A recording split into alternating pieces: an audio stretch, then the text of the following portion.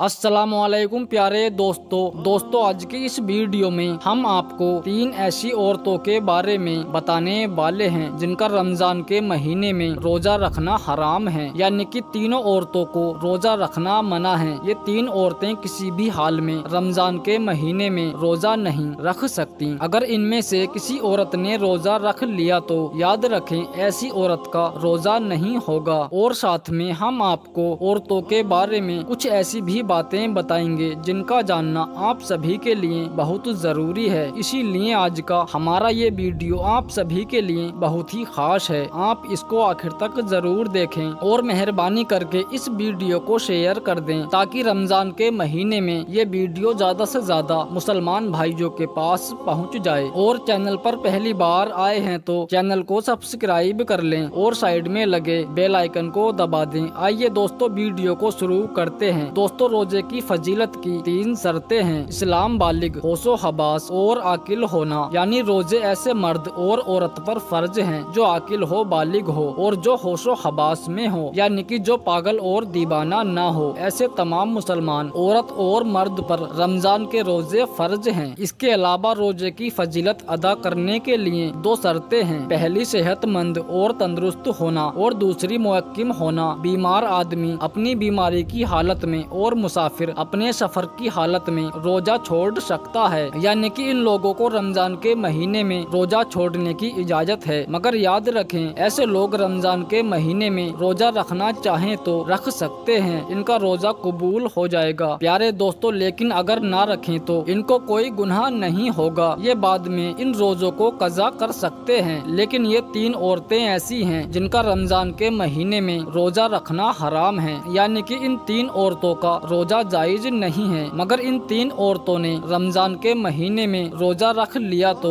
इनका रोजा तो किसी भी हाल में नहीं होगा, बल्कि इनको अल्लाह की तरफ से सख्त अजाब मिलेगा। नंबर 1, हैज की हालत में। दोस्तों सबसे पहली औरत वो है जो हैज की हालत में हो, यानी कि जिसको पीरियड चल रहे हो। ऐसी औरत का रोजा रखना जायज नहीं है। रमजान के महीने में रोजा नहीं रख सकती है। रोजा रखना और नमाज पढ़ना हराम और नाजायज है। मगर ऐसी औरतें याद रखें इस वजह से जो नमाजें और रोजे आपके छूट गए वो आपको चाहिए आप उन छूटे हुए रोजों को बाद में अदा करें, यानी कि जब आप पाक साफ हो जाएं तो छूटे हुए रोजों को बाद में पूरा करें। लेकिन हैज वाली औरत को चाहिए कि वो रमजान के महीने में भूल कर भी रोजा न रखे। इसके अलावा ऐसी औरतें ये भी याद रखें कि अगर किसी औरत ने सहरी करके रोजा रख लिया हो मगर बाद में उसको दिन में ऐसा हुआ यानी उसके पीरियड शुरू हो गए तो याद रखें ऐसी औरत का भी रोजा नहीं होगा। उसको चाहिए कि बाद में वो जब पाक और साफ हो जाए तो उसको पूरा करे, यानी उस रोजों को बाद में पूरा करे। लेकिन ऐसी औरत रमजान के महीने में इस बात का जरूर ध्यान रखें कि उसका रोजा ना होने का एहसास किसी को भी ना होने पाए, यानी कि वो किसी के सामने ये जाहिर ना करे कि वो रोजे की हालत में नहीं है। यानी कि ऐसी औरतें रमजान के महीने में किसी के सामने ना खाएं पिएं। और औरत को चाहिए कि वो रमजान के महीने में छुपकर खाना खाए। नंबर 2, निफास वाली औरत। दूसरी औरत वो है जो निफास की हालत में हो। ऐसी औरत का भी रमजान के महीने में रोजा रखना हराम और नाजायज है। अब कुछ भाई पूछेंगे कि निफास क्या होता है, तो हम आपको बता दें कि औरत के बच्चा जनने के बाद में आगे के मुकाम से जो खून निकलता है उसको निफास कहते हैं। याद रखें जो औरत निफास की हालत में है ऐसी औरतों को भी रमजान के महीने में रोजा रखने की मनाही है, यानी कि ऐसी औरतें भी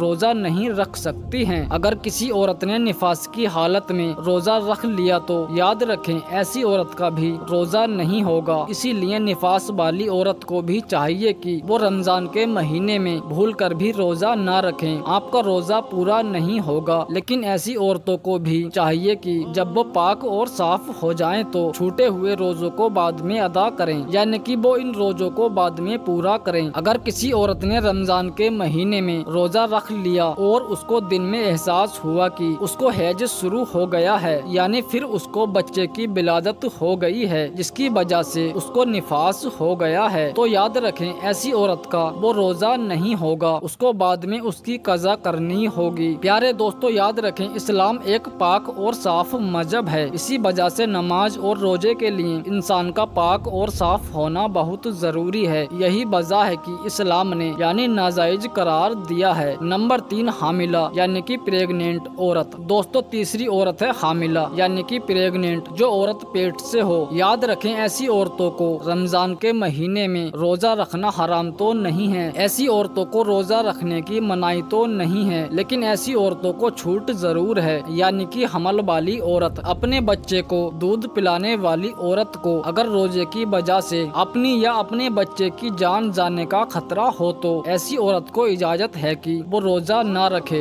यानी कि ऐसी सूरत में रोजा ना रखने की छूट है। मगर ऐसी औरतें रमजान के महीने में रोजा नहीं रखती हैं तो इन पर कोई गुनाह नहीं होगा। लेकिन ऐसी औरतों को चाहिए कि वो बाद में इन छूटे हुए रोजों को पूरा करें। लेकिन आप यहाँ पर इस बात पर जरूर ध्यान रखें कि हामला औरतों के लिए हैज और निफास वाली औरतों की तरह ऐसा हुक्म नहीं है कि वो रोजा रख ही नहीं सकती हैं। हामिला औरतों को रोजा रखना हराम और नाजायज नहीं है। ऐसी औरतें अगर चाहें तो वो रमजान के महीने में रोजा रख भी सकती हैं और नमाज भी पढ़ सकती हैं। इनकी नमाज और रोजा हो जाएगा। इसके अलावा अपने बच्चों को या दूसरों के बच्चों को दूध पिलाने वाली औरतें भी अगर कमजोरी की हालत में हैं या फिर रोजा रखने की वजह से अपनी या अपने बच्चे की जान का जाने का खतरा हो तो याद रखें ऐसी औरत को भी रमजान के महीने में रोजा छोड़ सकती है। या फिर अगर कोई माहिर डॉक्टर ये कह दे कि अगर रोजा रख लिया तो खुद की या बच्चे की जान को खतरा है तो ऐसी सूरत में बच्चे को दूध पिलाने वाली औरत भी रोजा छोड़ सकती है। मगर ऐसी औरतों को चाहिए कि वो इन छूटे हुए रोजों को बाद में पूरा करें। अब दोस्तों आपको बताते हैं कि औरतों के लिए रोजा रखने और न रखने के लिए क्या क्या शर्तें हैं, यानी कि ऐसी कौन सी शर्तें हैं जिनको रमजान के महीने में रोजा रखने की इजाजत है और ऐसी कौन सी औरतें हैं जिनका रोजा रखना हराम है। नंबर 1 दोस्तों, अगर कोई औरत सफर की हालत में हो या फिर बीमारी की हालत में हो या फिर अपने बुढ़ापे की वजह से इतनी ज्यादा कमजोर हो गई हो कि अगर उसने रोजा रख लिया तो उसकी जान जाने का खतरा हो सकता है तो ऐसी औरतों के लिए रोजा रखने की छूट है। मगर ऐसी औरतों को चाहिए कि वो बाद में सेहतमंद और तंदुरुस्त होने के बाद उन छूटे हुए रोजों को कज़ा करें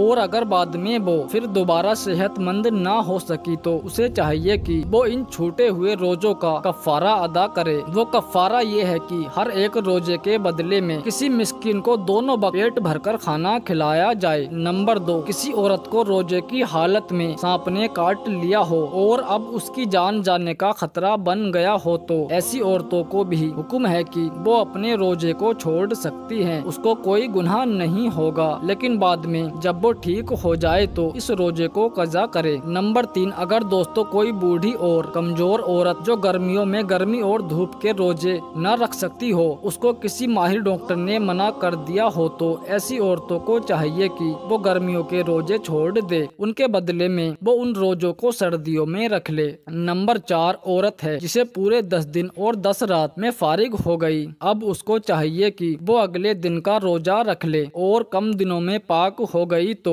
अगर सुबह होने में इतना वक्त बाकी है कि उसको बाद में धोकर थोड़ा वक्त बचेगा तो उसको चाहिए कि वो रोजा रख ले। नंबर 5, याद रखें कि हामिला औरत की यानी कि प्रेग्नेंट औरत की 2 रकात नमाज आम औरत की 70 रकात से बढ़कर है और अगर कोई औरत अपने बच्चे के रोने की वजह से रात भर न सो पाती हो तो ऐसी औरत को 70 गुलाम आजाद करने का सवाब मिलता है। इसके अलावा अगर कोई औरत बच्चा पैदा होने के 40 दिनों के अंदर इंतकाल कर जाए तो अल्लाह ताला उसे शहादत का दर्जा अता फरमाता है। नंबर 6, दोस्तों पाक दामन औरत अगर रमजान के महीने में नमाज रोजे की पाबंदी करे और अपने शोहर की खिदमत करे तो उसके लिए जन्नत के 8 दरवाजे खोल दिए जाते हैं। नंबर 7, बारीक लिबास पहनने वाली और गैर मर्दों से मिलने वाली औरत कभी भी जन्नत में दाखिल नहीं होगी। जन्नत में लोग अल्लाह के दीदार के ख्वाहिशमंद होंगे, मगर जो औरत दुनिया में पर्दे की हालत में रहेगी